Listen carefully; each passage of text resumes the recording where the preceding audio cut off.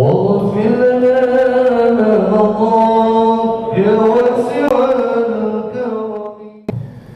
السلام عليكم ورحمة الله وبركاته.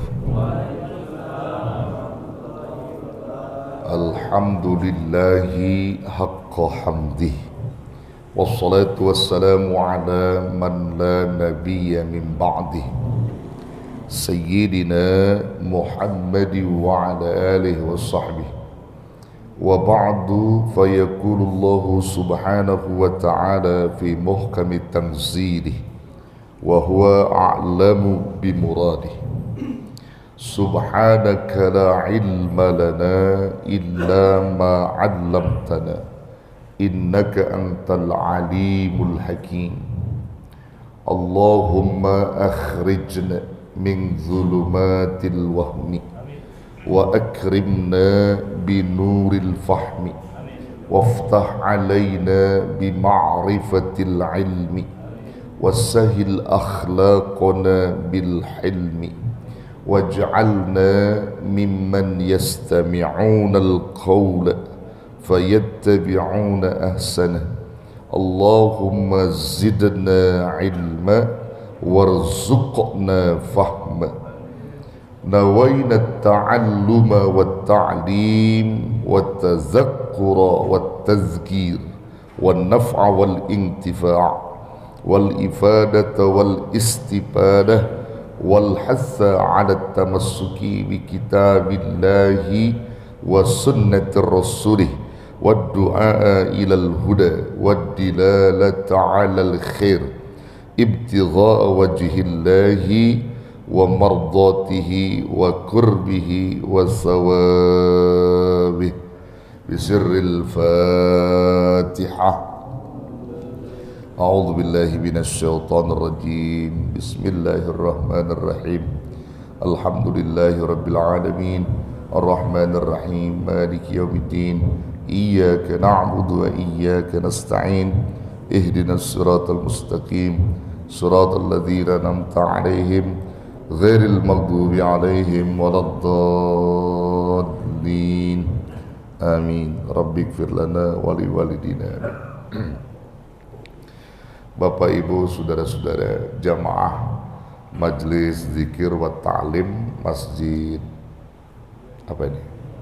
Al-Mujahidin yang saya hormati dan muliakan, terkhusus segenap jajaran DKM Dewan Kemakmuran Masjid Jami Al-Mujahidin yang saya muliakan, dan semua para pencinta ilmu yang selalu istiqomah di dalam mencari ilmu Allah yang insya Allah semuanya selalu diberkahi Allah.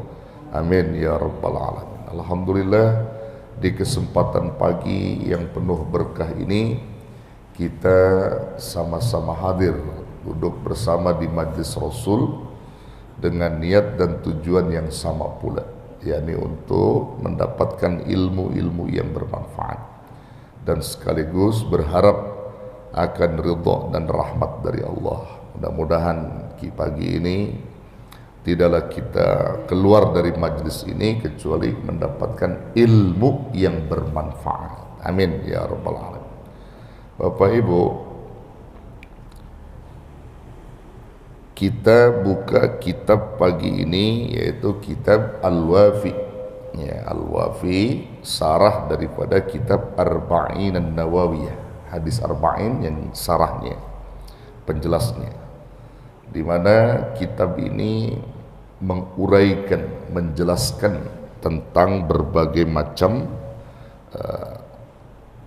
pokok-pokok tentang ibadah, muamalah, ubudiyah dan seterusnya, dan juga konsep-konsep yang ada di dalam kitab ini memberikan pengaruh ya, di dalam ibadah kita. Bahkan kita bukan hanya menggali makna di dalam hadis, tetapi kita juga memperdalam penjelas daripada hadis yang kita kaji. Ya, bukan hanya terjemah, tetapi sarahnya. Jadi sarah itu artinya penjelas daripada hadis tersebut. Ya. Baik saudara yang dirahmati Allah, saya nggak buka dari awal dalam hal ini seperti mukadimahnya kita baca dulu, enggak. Kita langsung poin aja ya. Poin aja. Berapa pertemuan ini kita? 6, 5. Nah, udah kita coba bahas ya. Mudah-mudahan kebetulan Jumat ini saya juga ada sebenarnya, tapi saya tabaruk aja sama guru ya, sama Kiai Nawawi ya. Mudah-mudahan ini menjadi wasilah juga keberkahan antum. Saya juga ada Jumat Sabtu, Jumat pagi, Jumat Sabtu, tapi saya suruh murid saya, jadi biar saya difokus di sini dulu aja. Ya, fokus di sini karena Haji Mahfuz ya minta saya belum pernah kejodohan ya, belum pernah kejodohan gitu ya. Jadi saya jodohkan nih pagi ini ya, setiap Jumat insya Allah ya. Ya baik Bapak Ibu, ada yang puasa nggak? Nggak ada yang puasa ya, kira ada yang puasa gitu ya. Ibu Bapak yang dirahmati Allah, hadis ini diawali dengan bab niat ya, bab tentang niat. Nah, jadi sama-sama kita maklum, bahkan hadis ini udah populer ya di kalangan kita umat Islam di dalam melakukan amal. Jadi saya bacakan dulu aja ya hadisnya, baru nanti saya uraikan penjelasan. Bismillahirrahmanirrahim. Innamal a'malu binniyat. Sesungguhnya al-a'mal jamak daripada amalun. Amal-amal itu binniyat, tergantung kepada niatnya. Jadi amal perbuatan kita semuanya itu terletak atau tergantung pada niatnya. An Amiril Mukminin Abi Hafsin Umar bin Khattab radhiyallahu anhu qala.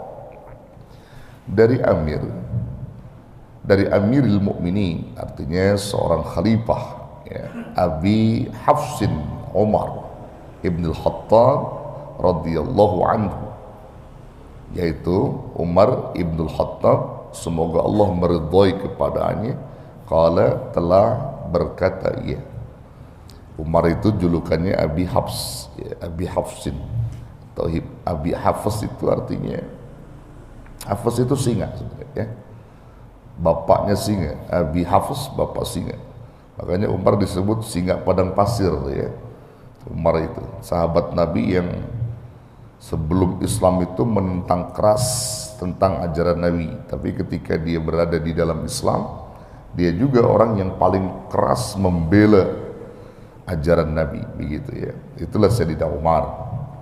Sami'tu Rasulullah sallallahu alaihi wasallam.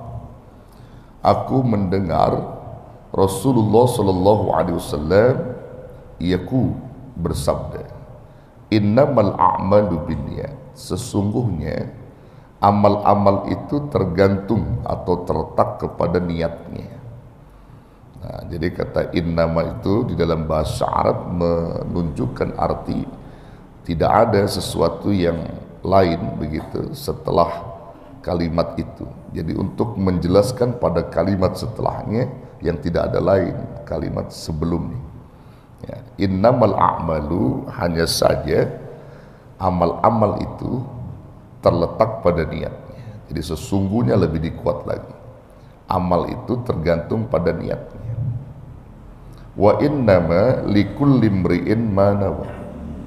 Dan sesungguhnya tiap-tiap seseorang di dalam urusannya itu terletak pada niatnya, pada apa yang dia niatkan ya. Jadi kalau dia melakukan satu urusan, satu tindakan atau perbuatan, lebih-lebih ibadah, maka terletak pada apa yang dia niatkan. Paman kanat hijratuhu ilallahi wa rasulih. Maka siapa orang yang keberadaan hijrahnya itu ya, karena Allah dan Rasulnya, jadi dia niatnya itu karena untuk mengharapkan ridho Allah dan Rasulnya. Wa hijratuhu ilallahi wa rasulih. Maka hijrahnya itu akan menemui apa yang dia hijrahkan. Artinya Allah akan berikan apa yang dia niatkan. Kalau dia hijrahnya karena Allah, maka hijrahnya itu pun akan mendapatkan keridhaan Allah dan Rasul. Wa man kanat hijratuhu lidunya yusibuha.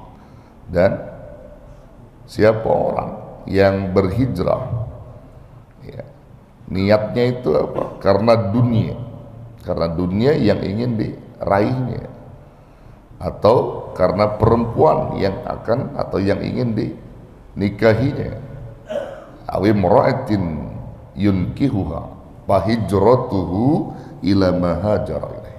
Maka hijrahnya itu kembali kepada apa yang diniatkannya. Tuh. Jadi asbabul wurudnya ini hadis dijelaskan tuh. Asbabul wurud hadis ini begini, Pak. Dulu ada di zaman Nabi seorang pemuda yang mau menikah dengan perempuan yang namanya Ummul Qais, ya, Ummul Qais. Nah, Ummul Qais ini ketika mau dinikahkan oleh seorang lelaki ini, dia menolaknya, nggak mau dia. Kenapa? Dia mau menikah itu kalau laki-laki itu hijrah bersama Nabi. Maka dia ngikut hijrah. Setelah dia hijrah, baru dia nikah. Maka hal ini tidak dibenarkan. Ya, jadi dia Ummul Qais ini mau menikah dengan si laki-laki ini kalau dia hijrah. Maka si laki-laki ini niat berhijrah itu karena ingin apa? Karena ingin nikah dengan perempuan yang bernama Ummul Qais. Untuk pernikahannya gimana? Sah, halal, sesuai dengan hukum fikihnya. Ya, ada syaratnya, ada rukunnya, sah. Hanya saja si laki-laki ini nikahnya itu ya bukan karena Allah. Ya, jadi dia nikah itu karena dinisbahkan atau diikat pada sesuatu yang disebut dengan hijrah tadi. Perempuan ini nggak mau nikah sama si laki-laki ini kalau laki-laki nggak hijrah. Makanya laki-laki mau nikah lalu dia berhijrah sehingga untuk mendapatkan wanita yang ingin dinikahinya karena sebab keinginan wanita ini. Maka turun hadis ini. Dan juga di samping itu banyak di kalangan sahabat yang atau umat Islam ketika hijrah niatnya nggak lurus.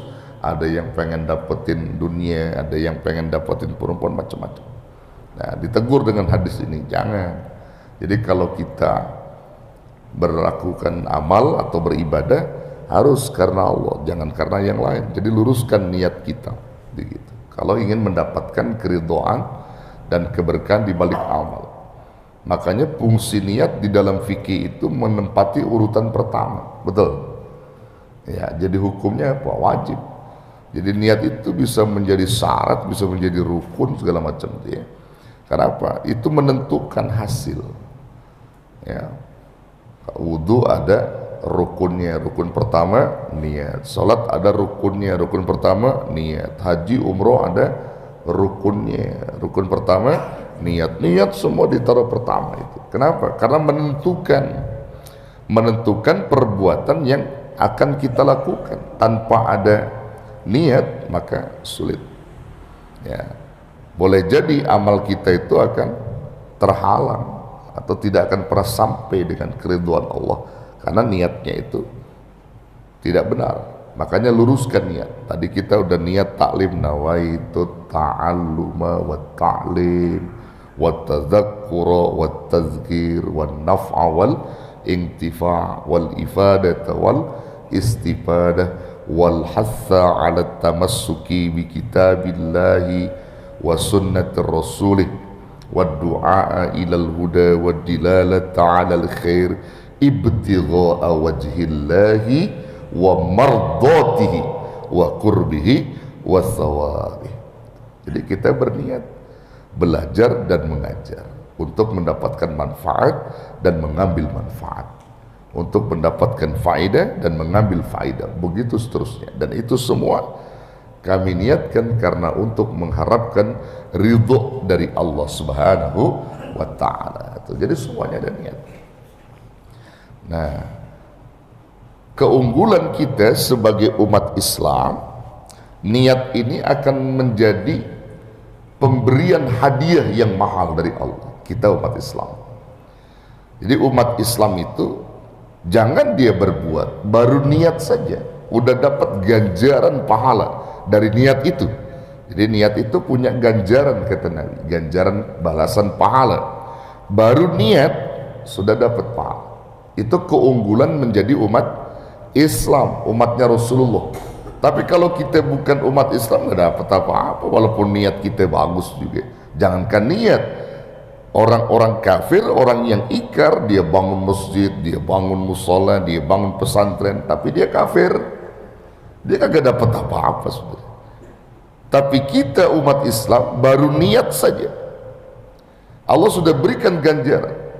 Tapi ketika dia wujudkan niat itu yang baik, mendapatkan 10, bahkan bisa 700 kali lipat, bahkan bisa berlipat-lipat. Masya Allah.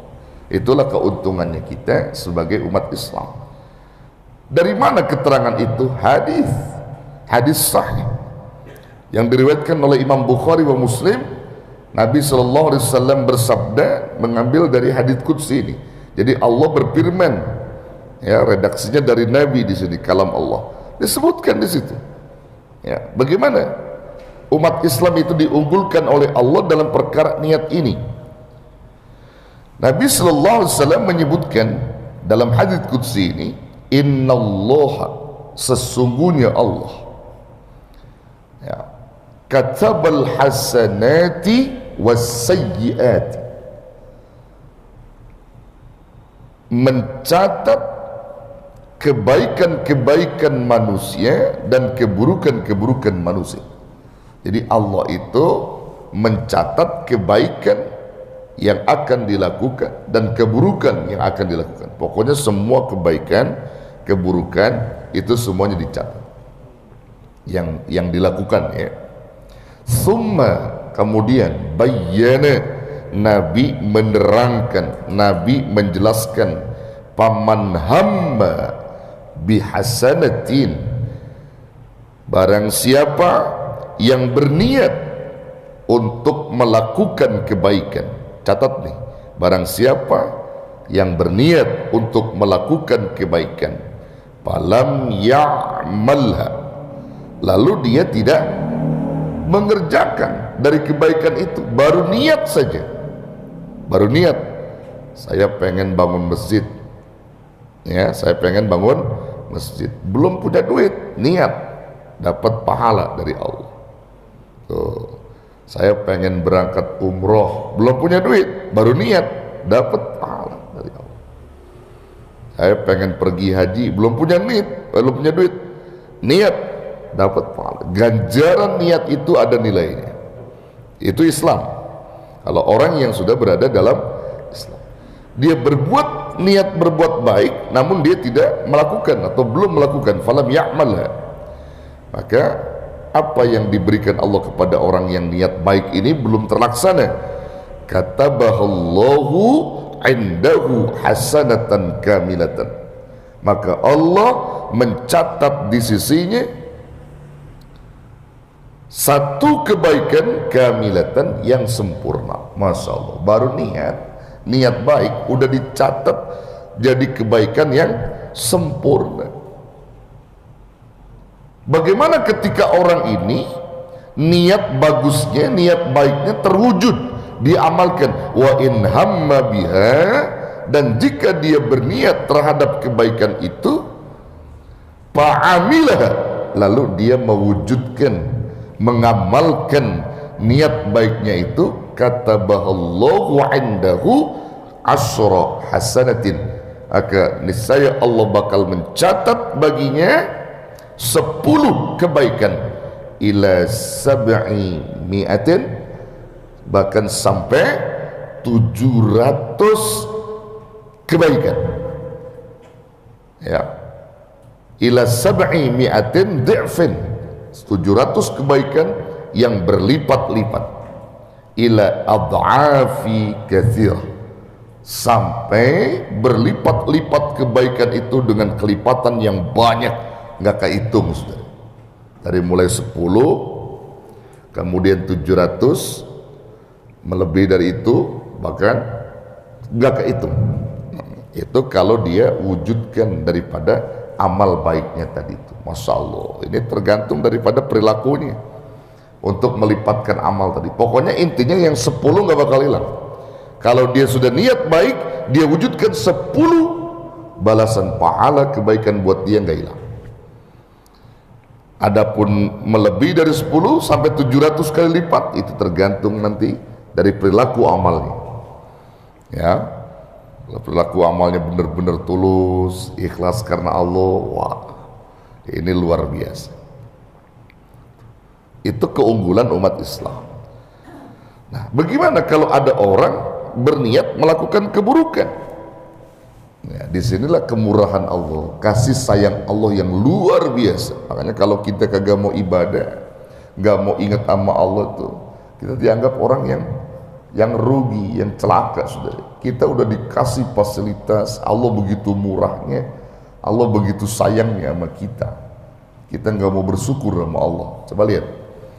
Wa in hamma bisayyi'atin, dan jika ada niat seseorang di dalam melakukan keburukan. Jadi niat untuk melakukan keburukan. Misalnya saya pengen ngambil tuh ntar sendal di masjid, kata dia. Niat gitu. Saya mau sholat subuh, sendal saya jelek, saya ngelihat sendalnya pengurus bagus-bagus nih, saya mau ambil. Ada niat ke situ, ada niat. Ada niat nih. Pokoknya niatnya begitu aja. Ya. Falam ya'malha. Lalu dia tidak melakukan, baru niat doang, jadi belum melakukan. Maka katabahallahu 'indahu hasanatan kamilatan. Maka Allah mencatat baginya satu kebaikan yang sempurna. Masya Allah. Dia berniat buat buruk, namun belum mewujudkan keburukan niatnya tadi, dicatat kebaikan yang sempurna sama Allah. Jadi niat baik belum terwujud kebaikan yang sempurna, dicatat. Niat keburukan belum melakukan juga salah, dicatat satu kebaikan yang sempurna. Masya Allah. Jadi niat baik dengan niat buruk nih kalau belum terwujud, sama-sama dapat satu kebaikan yang sempurna gitu. Jadi antum kalau mau niat boleh begitu, saudara. Jadi niat, saya berniat hari ini pagi ini mau taklim subuh di masjid. Bagus nggak? Bagus. Udah dapat pahala belum? Udah, pahala ganjaran niat. Nah, tapi habis sholat subuh, habis ngaji, saya mau ambil sendal pengurus. Nah, udah dapat belum kebaikan? Ada tadi, berdasarkan hadis ini dapat dia dapat. Niat baik mau sholat subuh, mau taklim, satu kebaikan. Niat buruk mau ngambil sendal di masjid, sendal pengurus, belum terlaksana nih, belum dia. Ada kebaikan nggak? Ada kebaikan nggak? Ada, orang belum terlaksana. Berdasarkan hadis ini ada. Dia belum mewujudkan amal buruknya, itu baru niat, dapat kebaikan tuh Allah ngasih, dihitung bagus, dia belum melaksanakan. Tiba-tiba udah saya ngaji, sadar dia ya, dia nggak lakukan, dapat kebaikan. Tapi kelebihan kalau orang yang tadi berniat baiknya dia wujudkan, dapat 10 sampai 700 sampai berlipat-lipat. Tuh. Ini kasih sayang Allah. Ini kasih sayang Allah kepada kita sebagai umat Islam, sebagai umat Nabi. Masya Allah. Ya. Wa in hamma biha, dan jika dia berniat keburukan, fa'amilah, lalu dia mewujudkan amal buruknya, katabahallahu sayyi'atan wahidatan, maka Allah bakal mencatat satu keburukan yang sempurna. Jadi satu ganjarannya itu ganjaran buruk satu doang. Tuh, satu. Kalau tadi mau jujur kan ngikutin amal baik, mestinya 10 ini dapatnya, 10 keburukan, tapi enggak. Kata Allah enggak. Kalau untuk amal buruk aku ringankan, dia niat, dia wujudkan amal buruknya, satu ganjarannya, ganjaran dosanya, maksudnya dosanya satu dia. Ya, enggak 10 dosa, enggak 700 dosa, enggak, karena kasih sayang Allah. Tuh, luar biasa di sini ya. Maka itu saudara, niat-niat baik ini sering-sering banyakin aja niat baik, sering-sering niat baik. Nah, kemudian kita wujudkan juga, jangan sampai begini Pak ya, di dalam konsep akal kita. Ada melihat hadis ini kan enak nih, udah jangan ada bahasa begini, udahlah jangan mewujudkan amal baik, kita banyakin niat aja, yang penting ngumpulin pahala. Itu salah, namanya di manage itu nggak boleh yang begitu. Udah saya mau niat dan ngasih makan anak yatim, niat doang pokoknya dapat pahala, tapi dia nggak wujudkan. Artinya udah punya duit juga dia nggak lakukan, karena memang tujuan dia cuma begitu doang niat. Kalau yang begitu namanya direncanakan, keliru dia. Dia nggak boleh begitu. Jadi tetap bahasa niat baik itu kita lakukan. Perkara nanti Allah kasih rezeki kita, nanti ada kemudahan yang Allah berikan. Yang penting jangan jangan di manage gitu. Di manage-nya maksudnya gini, kalau nanti waktu saya dapat rezeki nggak bakal saya cuma niat supaya dapetin pahala niat baik aja, jangan, nggak boleh begitu. Nah Bapak Ibu sekalian, ini hadis sungguh luar biasa. Nah sekarang menjadi pertanyaan kita, ini saya akan jelaskan fikihnya di dalam syarah ini ya. Ya baik saudara, sebenarnya panjang sekali nih, tapi nggak apa-apa, walaupun nggak habis penjelasannya, nanti kita lanjutkan pada pertemuan berikutnya saudara ya. Jadi penjelasan fikihnya begini. Niat itu menempati posisi pertama di dalam setiap urusan ibadah kita atau muamalah kita dan seterusnya. Kalau kita berangkat kepada niat ini, maka yang menjadi bahasan kita urgensi niat itu ya, urgensi niat itu ada 7 ya, ada 7 yang dapat membahas niat itu supaya kita tahu secara fikih itu tentang niat itu. Ada 7 bahasan saudara ya. 7 bahasan itu menyangkut kepada perihal pertanyaan daripada niat itu ya. Yang pertama, kalau kita pengen bahas niat itu, kita harus bertanya ma hiyan niyatu lughatan wa syar'an. Satu itu ya, kita harus tanya dulu apa arti atau makna niat menurut bahasa lughah dan juga menurut syara'. Syara' itu artinya terminologi agama. Ya, apa ini? Kalau supaya kita paham, jangan kemana-mana. Niat menurut bahasa dan menurut syara', itu yang pertama. Kemudian yang kedua, yang kita harus tanya tentang niat ini adalah ma hukmuha. Apa hukumnya niat itu? Apa wajib? Apa makruh? Apa sunnah? Apa haram? Ayo kita nanti bahas nih. Pertanyaan ma hukmuha. Kemudian yang ketiga adalah ma ghayatuha. Apa tujuan niat itu? Ya, tujuan niat itu bagaimana? Tujuannya apa? Tujuannya niat itu apa? Ya, 3. Lalu yang keempat, saudara, mahalluha. Di mana letak niat itu? Ya, di mana letak niat itu? Itu yang keempat. Kemudian yang kelima, mazamanuha. Kapan waktu niat itu diberlakukan? Nah, kemudian yang keenam, makaifiyatuha.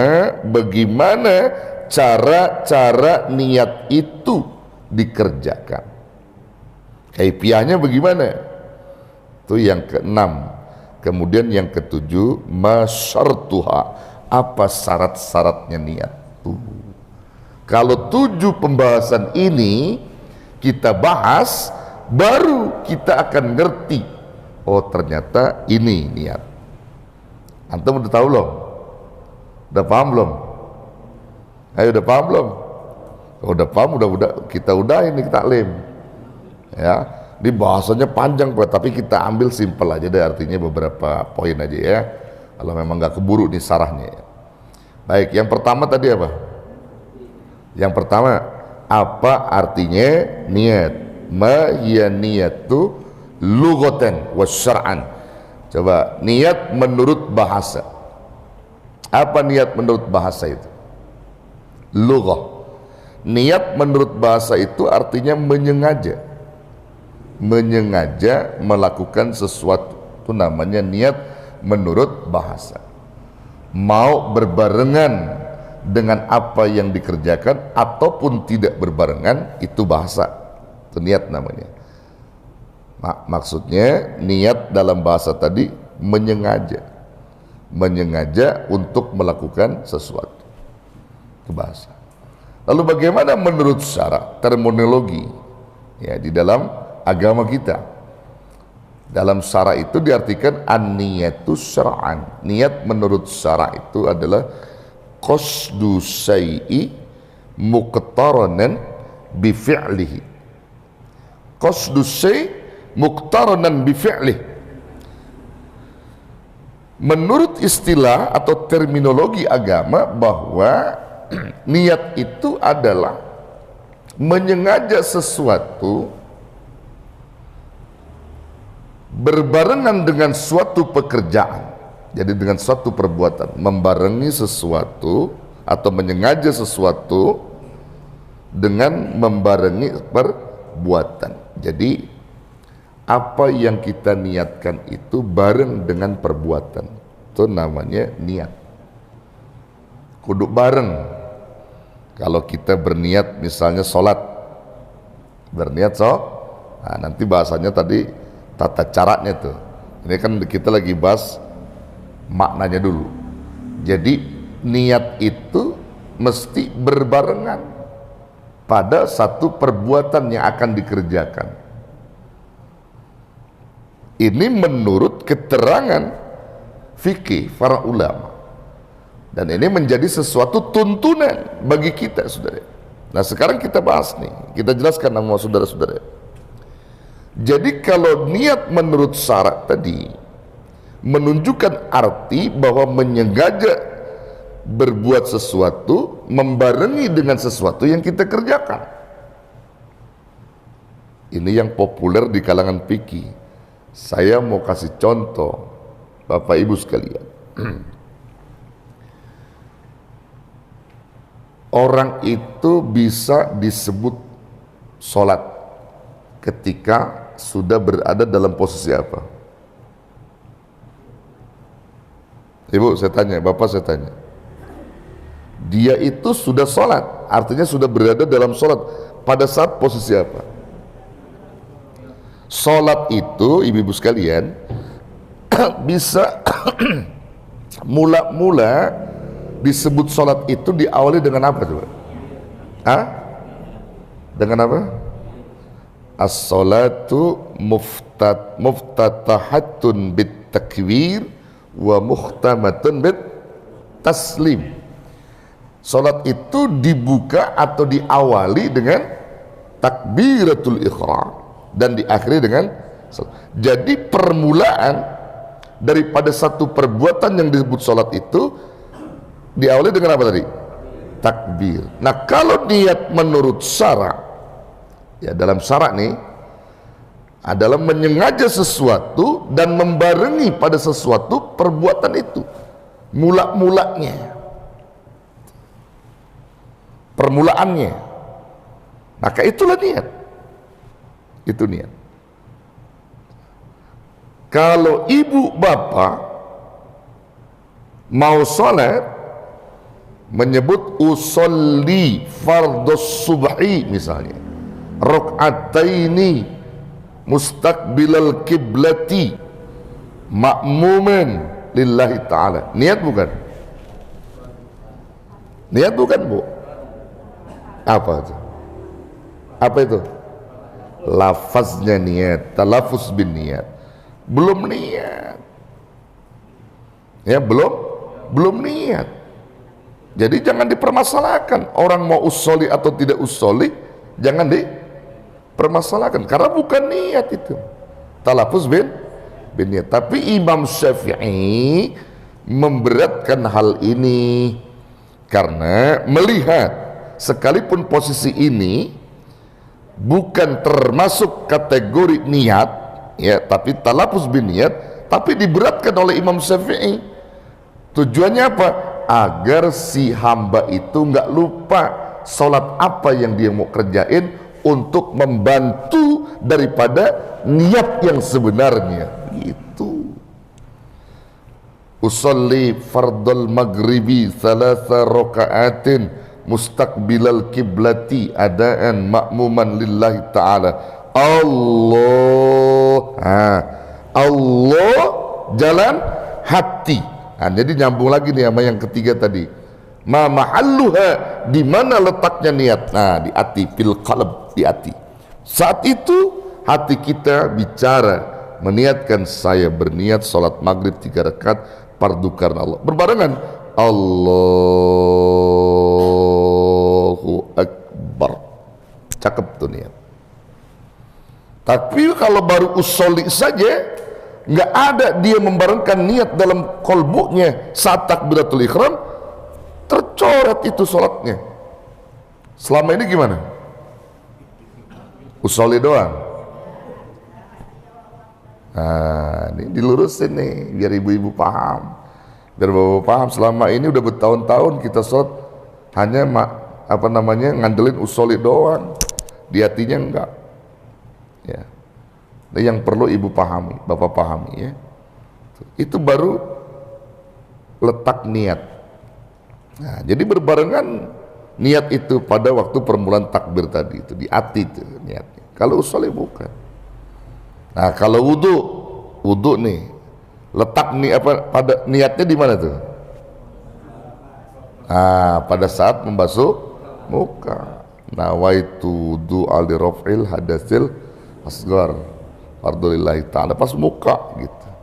Itu niat karena berbarengan dengan perbuatan yang wajib tadi, ya. Yang wajib itu membasuh muka pertamanya. Tuh. Jadi kita nggak bisa sembarangan tuh niat itu. Jadi harus letaknya berbarengan dengan perbuatan. Nah, tapi ada juga dijelaskan oleh ulama-ulama kita bahwa sesungguhnya, Bapak Ibu sekalian, kalau ada tindakan atau menyengajanya itu lebih dulu, tapi berbuatnya ya belakangan. Jadi niat menyengaja itu, maksud menyengaja saya melakukan ini, itu lebih dulu, tapi enggak bareng sama prakteknya belakangan, itu disebut azam. Disebut azam, bukan niat. Disebut azam. Ya, disebut azam, tapi itu bukan niat, baru azam saja. Baru azam. Prakteknya belakangan, itu azam namanya. Ya, rencana, kalau bahasa kitanya itu azam itu rencana, baru rencana, belum niat, belum. Nah, contohnya apa? Contohnya yang disebut azam ini dalam kriteria fikih, ya, dalam ilmu fikih, azam ini bisa juga disebutkan oleh para ulama. Azam itu bisa menjadi niat pada beberapa ibadah. Jadi azam itu disepakati oleh ulama fikih bisa menjadi niat pada beberapa ibadah dan tidak ibadah tertentu. Ada beberapa ibadah yang azam ini dihitung dengan niat, padahal itu bukan niat, tapi disepakati ulama itu menjadi niat. Apa itu?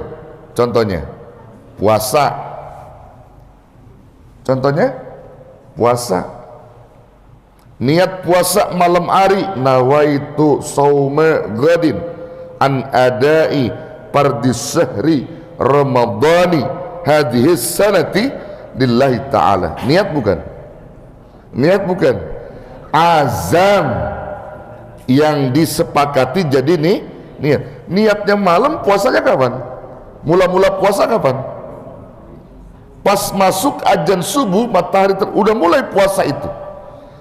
Ya, mestinya meniatnya itu pas azan subuh.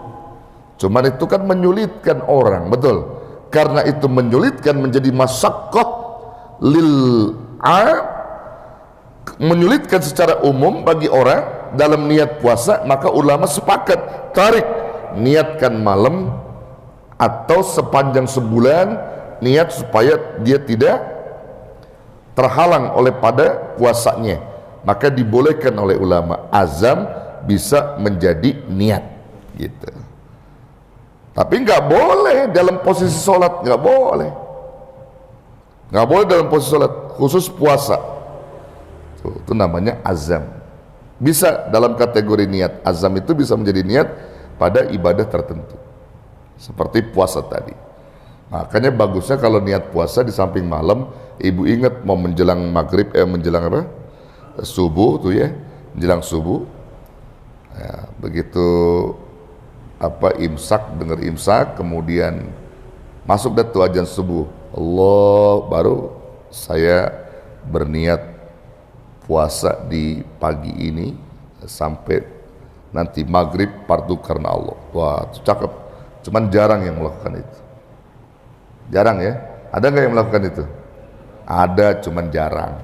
Nah, itu saya melakukan itu. Malam saya niat, mau subuh saya niat lagi. Karena saya ingin mendapatkan pahala niat puasa yang sesungguhnya. Jadi begitu ya. Nah, ini yang perlu ibu bapak pahami. Jadi usolli bukan niat, baru talafuz bin niat.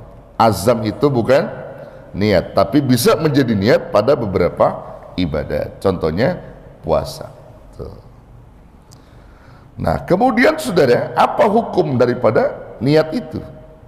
Tinggal tergantung hukum niat. Mayoritas hukum niat itu di kalangan ulama menjadi wajib pada beberapa ibadah. Niat itu bisa menjadi wajib, berhukum wajib pada beberapa ibadah. Ya, seperti sholat, wudhu dan seterusnya, itu menjadi hukum wajib. Tapi ada kalanya niat itu berhukum sunnah. Niat itu berhukum sunat. Ada. Apa contohnya? Niat itu berhukum sunat. Niat sunat tindakannya, niatnya itu sunat. Niatnya sunat. Tapi tindakannya menjadi wajib. Tindakannya menjadi wajib. Contohnya apa tuh yang begitu? Niatnya sunnah, niatnya menjadi hukum sunnah, nggak wajib, niatnya nggak wajib. Niat sunnah, niat saya berniat sunnah tuh. Pada perkara ibadah yang ditentukan fikih, saya berniat. Tapi tindakannya, perbuatan dari apa yang diniatkan jadi wajib. Mandiin jenazah, niat mandiin jenazah sunnah, nggak wajib. Tapi mandiinnya wajib. Tuh, mandiinnya wajib. Niat mandiinnya sunnah, tapi perilakunya wajib. Tuh, bisa berhukum sunat, bisa berhukum wajib. Nah, lalu apa lagi? Bisa juga niat itu menjadi wajib. Ya, berniatnya wajib hukumnya. Lalu perbuatannya menjadi sunnah. Apa itu? Nah, contohnya mewudukan mayit. Mewudukan mayit itu niat si pemandi jenazah yang mewudukan, niatnya itu wajib dia wuduin mayit. Ya, lalu tindakannya dihitung sunnah. Tindakan mewudukannya sunnah, tapi niat si pewudu mayat itu wajib. Niat mewudukannya wajib, saudara. Nawaitul wudu al masnuna lihadal mayt lillahi ta'ala. Aku berniat mewudukan mayit ini fardu karena Allah. Fardu tuh, niat mewudukan mayit fardu, tapi wudunya sunnah. Jadi macam-macam nih hukumnya niat itu. Ya. Itulah fikih. Itulah fikih. Makanya kita paham itu. Lalu kemudian maghayatuha, saya ambil singkatnya. Apa tujuan daripada niat itu? Tujuan niat itu ada dua. Tujuan niat itu ada dua. Yang pertama, litamyizil ibadah min ghairiha. Untuk membedakan mana ibadah, mana yang bukan ibadah. Tuh, niat tuh, tujuannya. Kalau kita punya niat, kita bisa bedain mana yang ibadah, mana yang bukan ibadah.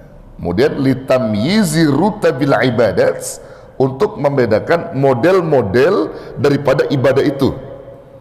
Ya, untuk membedakan. Contohnya misalnya mandi junub sama mandi Jumat, itu bedain niatnya.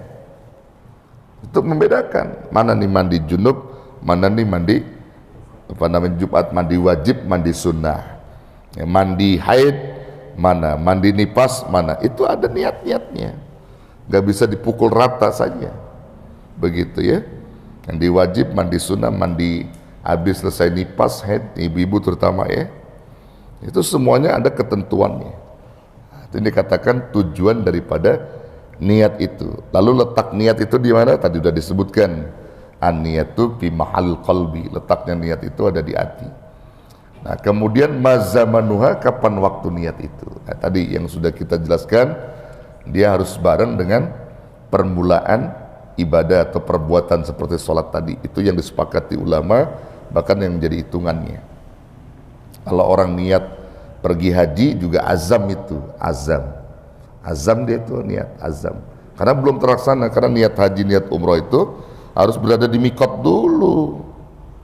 Oh ya, mikotnya di mana antum? Berpakaian ihram untuk umroh, untuk haji, kan begitu. Ya, harus ada mikot di situ. Ada mikot misalnya di Tan'im atau Bir Ali atau di mana lagi? Ya, Jiranah, ya, macam-macam tuh tempat mikot ya. Kalau udah ada berada di tempat mikot, udah berpakaian ihram, niat di situ. Kalau baru saya pengen niat umroh, mau niat haji, itu azam. Boleh, nggak ada masalah. Ya, nggak masalah, boleh. Ya, tinggal tergantung nanti. Ya, begitu. Antum berpakaian ihram, udah berpakaian ihram nih, belum berniat ihram untuk haji ataupun umrah. Ihram udah pakai, terus antum pakai minyak wangi, boleh nggak? Boleh nggak? Hah? Kok diem aja? Udah pada berangkat haji apa umrah belum? Antum nih udah pakai ihram tiba-tiba semprot minyak wangi, belum berada di mikot, belum nyemprot aja, boleh nggak? Boleh, orang belum ada ini kok, ada larangan belum ada itu. Gunting kuku boleh, belum mikot, belum waktunya kita ini, walaupun belum. Tapi kalau udah niat, nah itu udah niat berada di mikot, udah niat untuk umroh dan haji, maka jangan sekali-kali di situ ada larangan-larangannya ya. Jangan motong kuku, jangan nyabut rumput, jangan matiin semut atau binatang dan seterusnya ya, nggak boleh, itu pasang niat. Nah, itu dikatakan waktu-waktu niat gitu ya, waktu-waktu niat. Kemudian bagaimana caranya? Makaifiyatuha, caranya berbeda-beda tergantung daripada ibadahnya, tadi udah kita uraikan ya. Masyartuha, apa syaratnya? Banyak syaratnya niat tuh, banyak, ada 11 kurang lebih, tapi satu aja saya ambil di pagi ini ya sebagai penutup daripada taklim kita. Satu aja syarat niat itu supaya dapat pahala Islam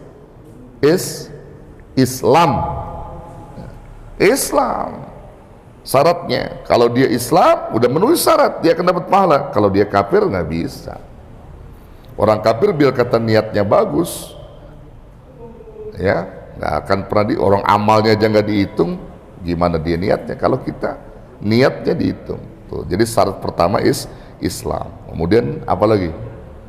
Ya, balik, berakal. Kalau orang gila niat pengen bangun masjid, orang gila nih, pokoknya saya pengen bangun masjid, kata orang gila nih, itu dapat pahala nggak? Dapat pahala nggak? Kagak, orang gila kok niat nggak bisa, nggak dapat pahala. Orang gila ninggalin sholat, dosa nggak? Orang gila nyolong sendal di masjid, dosa nggak? Nah, makanya kalau ente pengen nyolong sendal di masjid, ya gila dulu aja. Kalau ente sholat nggak dapat dosa, ya gila dulu aja. Tuh ya. Nah, jadi Bapak Ibu sekalian, itulah fungsinya niat. Wallahu a'lam bissawab. Ada yang mau nanya? 1-2 orang. Ada? Ya, baik, Ibu.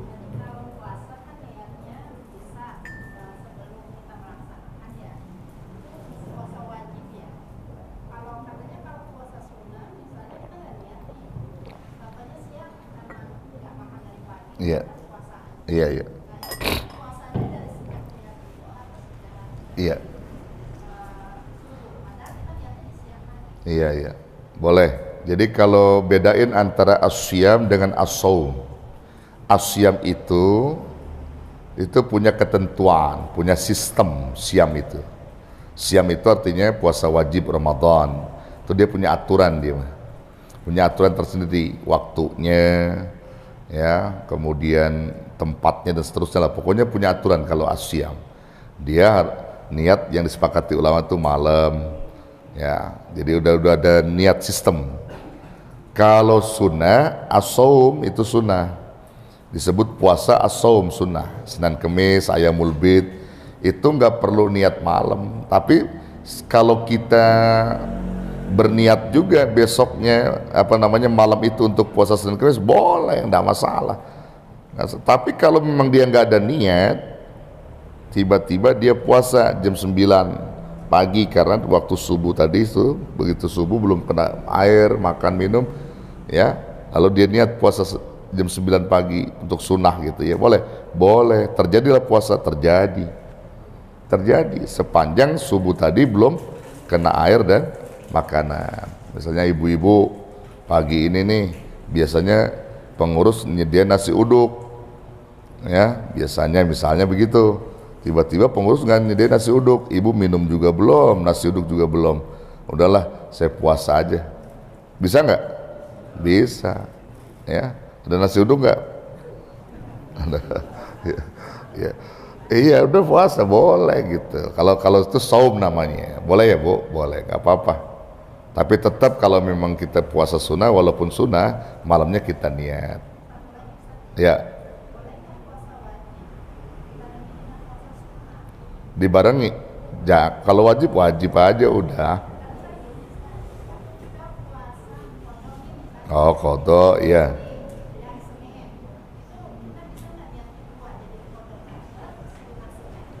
Nah, jadi kalaupun jangan disatukan, niat itu nggak ada menyatukan dua niat, nggak ada di dalam puasa itu, mentalfik namanya, dua niat itu nggak boleh. Kalau di antara sunnah dan wajib itu dahulukan yang wajib, dahulukan yang qadha. Misalnya di hari Senin, ibu punya utang puasa Ramadan, mau qadha aja, nanti niat pahala itu Seninnya dapat dengan sendirinya. Nggak perlu diniatkan juga udah dikasih sama Allah, lebih daripada itu, ya. Jangan pakai double niat, saya niat qadha ya Rabb, juga niat puasa Senin Kemis. Jangan begitu, ya. Udah niat qadha aja di puasa hari Senin itu, nanti akan dengan sendirinya pahala Senin itu akan dapat. Karena ya, jangan niatnya puasa Senin untuk mengqadha, jangan, ya. Paham nggak Bu? Ya, jadi niatin qadha dulu, qadha, niatkan mengqadha, mengganti puasa. Ada ya, ada lagi? Ya, satu lagi ya. Ayo, siapa? Antum Pak.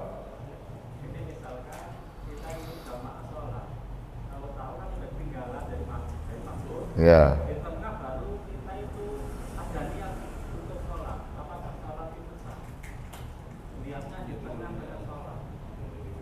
Masbuk. Ya sah, nggak apa-apa. Jadi namanya masbuk mah. Ya, langsung aja ketika itu, ya, di mana masbuk menemukan imam lagi ruku langsung Allahu Akbar, ya boleh, tidak masalah. Dia dia posisi niat anu juga dalam konsep itu perjalanan kemasbukannya udah masuk dia kategorinya. Ya, ada. Jadi dapat ikutin, kamu dapat. Jangan juga imam udah sujud dia takbir sendiri, ruku sendiri. Salah. Di mana kamu dapatkan imam sedang ruku, rukulah kamu. Di mana kamu dapatkan imam sujud, sujudlah kamu. Begitu. Kalau masbuk nih, masbuk kepinteran sih. Imam sujud, ntar dulu tungguin dulu. Ditungguin dulu. Padahal sesungguhnya itu pahala terbesar itu. Ya, kalau itu dia masbuk, dia lihat imam sujud, dia takbir, niatkan berjalan ya, langsung tuh dia sujud. Cakep, pahalanya besar itu. Karena dia pikir nih imam masih terdekat, tungguin dulu, dia santai dulu. Itu orang nggak punya ilmu dan nggak akan dapat pahala yang banyak. Ada yang nungguin imam nih, karena nggak punya ilmu. Iya, langsung aja. Dia bilang kan kita nggak hitung rakaat. Justru itu Allah kasih kemuliaan. Gerakan antum dalam sholat terlambat tadi dimuliakan nama Allah. Di mana kau jumpai imam ruku kau ruku, di mana kau jumpai imam sujud kau sujud, pahala Allah akan berikan kepada kamu. Tuh begitu saudara. Jangan nunggu dulu, santai dulu, ada yang ngerokok dulu. Ya, gitu ya, cakep tuh. Udah ya. Baik Bapak Ibu sekalian yang dirahmati Allah, ini saja yang disampaikan. Sama-sama kita bermunajat, berdoa. Wa'fana ya Karim, wa'fana ya Rahman, wa'fana ya Rahim. Amin ya Allah ya Rabbal Alamin. Bismillahirrahmanirrahim. Alhamdulillahirabbil alamin. Hamdan yuwafi ni'amahu wa yukafi mazidah. Ya Rabbana lakas syukru wa lakal hamdu kama yanbaghi li jalali wajhikal karim wa li 'azimi sultanik. Allahumma shalli wa sallim wa barik ala sayyidina Muhammad wa ala ali sayyidina Muhammad. Rabbana anfa'na bima 'allamtana, rabbi 'allimna alladhi yanfa'una, rabbi faqihna wa faqih ahlana wa qarrabat lana fi dinina. Allahumma hdina bihudak waj'alna mimman yusari'u fi ridak wa la tuwallina waliyan siwak wa la taj'alna mimman khalafa amraka wa 'asak. Hasbunallahu wa ni'mal wakil wa la hawla wa la quwwata illa billahil 'aliyyil 'azim. Rabbana atina fid dunya hasanah fil akhirati hasanah wa qina adzabannar.